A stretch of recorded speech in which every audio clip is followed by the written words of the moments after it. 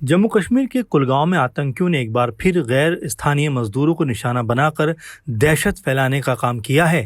कैलाम इलाके के एक ईंट भट्टे पर काम कर रहे छत्तीसगढ़ के 2 हिंदू मजदूरों की आतंकियों ने पहचान पूछने के बाद गोली मारकर हत्या कर दी।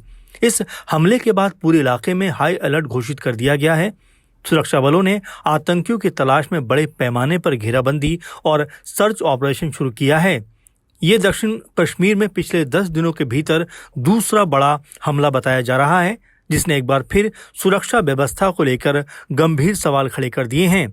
आपको बताया चले कि जम्मू कश्मीर के कुलगांव जिले के कैलाम इलाके में शुक्रवार देर शाम आतंकियों ने ईंट भट्टे पर काम कर रहे 2 गैर स्थानीय मजदूरों पर हमला कर दिया। बताया जा रहा है कि आतंकियों ने पहले दोनों मजदूरों की पहचान की और उसके बाद उन्हें गोली मार दी। दोनों मजदूर छत्तीसगढ़ के रहने वाले थे। हमले के बाद एक मजदूर की मौके पर मौत हो गई, जबकि दूसरा गंभीर रूप से घायल हो गया। उसे पहले अस्पताल में भर्ती कराया गया, लेकिन उसका भी इलाज के दौरान निधन हो गया। हमले में जान गंवाने वाले मजदूरों की पहचान 24 साल के दीपक रात्रे और 28 साल के भूपिंदर के रूप में हुई है। दीपक की मौके पर मौत हो गई, जबकि गंभीर रूप से घायल भूपिंदर को पहले अस्पताल में भर्ती कराया गया और बाद में बेहतर इलाज के लिए शेर Kashmir institute of medical science refer किया गया। डॉक्टर के अनुसार शनिवार को उनकी मौत हो गई।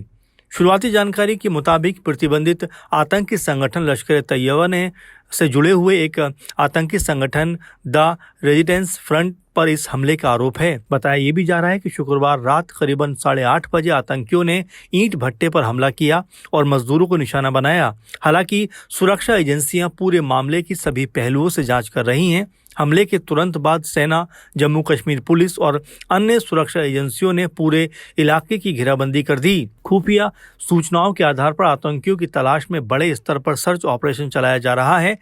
सुरक्षा बलों ने पूरे क्षेत्र में तलाशी अभियान तेज कर दिया और संदिग्ध गतिविधियों पर लगातार पैनी नजर बनाए हुए हैं। वैसे ये दक्षिण कश्मीर में पिछले 10 दिनों के भीतर दूसरा आतंकी हमला बताया जा रहा है। इससे पहले 22 जुलाई को अनंतनाग के लाल चौक में आतंकियों ने हेड कांस्टेबल आशिक हुसैन कुरैशी की गोली मारकर हत्या कर दी थी। आशिक हुसैन कुरैशी IR 3री बटालियन में तैनात थे और उस समय अमरनाथ यात्रा की सुरक्षा ड्यूटी पर तैनात थे। ये हमला अप्रैल 2025 में हुए पहलगाम आतंकी हमले के बाद घाटी में सुरक्षा बलों पर एक बार फिर ये बड़ा आतंकी हमला है। अप्रैल 2025 में पहलगाम के बैसन घाटी में आतंकी हमले में तकरीबन 26 लोगों की मौत हो गई थी। उस हमले में आतंकियों ने पर्यटकों को धर्म के आधार पर निशाना बनाया था और 26 लोगों की हत्या कर दी थी। अब कुलगांव में गैर स्थानीय हिंदू मजदूरों की हत्या के बाद एक बार फिर जम्मू कश्मीर की सुरक्षा व्यवस्था को लेकर चिंता बढ़ गई है। छत्तीसगढ़ के मुख्यमंत्री विष्णुदेव साय ने इस आतंकी हमले की कड़ी निंदा की है। उन्होंने इसे कायराना हमला बताते हुए दोनों श्रमिकों की मौत पर गहरा अफसोस जाहिर किया है और कहा है कि राज्य सरकार पीड़ित परिवारों के साथ खड़ी है। जम्मू कश्मीर के राज्यपाल उपराज्यपाल मनोज सिन्हा ने भी हमले की कड़े शब्दों में निंदा की है। उन्होंने पुलिस महानिदेशक नलिन प्रभात और अन्य वरिष्ठ अधिकारियों से पूरे घटनाक्रम की जानकारी ली।